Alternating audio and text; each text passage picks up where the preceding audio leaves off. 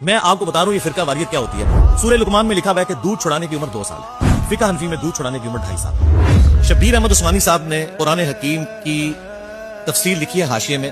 شبیر احمد عثمانی صاحب وہ ہیں جنہوں نے محمد علی جناح بانگی پاکستان کا جنازہ پڑھایا. انہی کی نسبت سے تقی عثمانی صاحب کا نام عثمانی صاحب جوڑا گیا. ٹھیک, اتنی بڑی اوور سائٹ ہے. انہوں نے سورہ لقمان کی تفسیر میں لکھا کہ قرآن میں تو لکھا ہے کہ 2 سال, لیکن امام حنیفہ اور حنفیوں کے نزدیک یہ عمر 2.5 سال. ہو سکتا ہے امام حنیفہ کے پاس بھی کوئی دلیل ہو. قرآن میں لکھا ہوا ہے 2 سال. قرآن سے اوپر تو کوئی دنیا کی کتاب نہیں. یہ کتابیں قرآن سے اوپر تو نہیں ہے.